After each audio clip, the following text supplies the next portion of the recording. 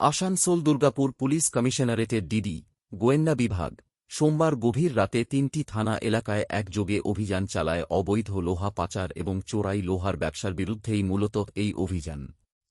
এক রাতের এই অভিযানে বিপুল পরিমাণ চোরাই লোহা উদ্ধার করা হয়েছে। একজনকে গ্রেপ্তার করা হয়েছে। সোমবার রাতে আসানসোল দুর্গাপুর পুলিশ কমিশনারেটের ডিডির অফিসাররা পুলিশকে সঙ্গে নিয়ে প্রথমে হীরাপুর থানার বার্নপুরের নরসিং বাঁধ কালালি এলাকায় একটি স্ক্র্যাপ গুদামে অভিযান চালায়।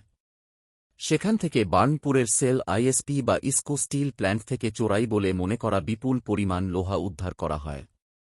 এই স্ক্র্যাপ গুদামটি স্থানীয় বাসিন্দা সোনু সাউয়ের। পুলিশ তার গুদাম এবং বাড়িতে তল্লাশি চালায়, যেখান থেকেও কারখানা থেকে চোরাই লোহা উদ্ধার করা হয়। ঘটনাস্থল থেকে সোনু সাউকে গ্রেপ্তার করা হয়। জিজ্ঞাসাবাদে সোনু সাউয়ের দেওয়া তথ্যের ভিত্তিতে ডিডির একটি দল আসানসোল দক্ষিণ থানা এলাকার কালীপাহাড়ি এলাকায় পৌঁছায়। সেখানে আরেকটি গুদামে তল্লাশি চালিয়ে বিপুল পরিমাণ চোরাই লোহা উদ্ধার করা হয়। এদিকে সোমবার রাতে ডিডির আরেকটি দল আসানসোল উত্তর থানার রেলপার এলাকায় অভিযান চালায়।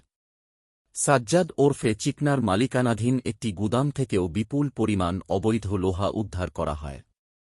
তবে এই অভিযানে কাউকে গ্রেপ্তার করা হয়নি। পুলিশ গোটা বিষয়টি নিয়ে পুঙ্খানুপুঙ্খ তদন্ত করছে। চোরাই লোহার এই চক্রে আর কারা জড়িত এবং উদ্ধারকৃত লোহা ঠিক কোথা থেকে চুরি করা হয়েছিল তা জানার চেষ্টা করছে। তদন্তকারী পুলিশ অফিসাররা মনে করছেন, এই তদন্ত থেকে আরও গুরুত্বপূর্ণ তথ্য বেরিয়ে আসতে পারে।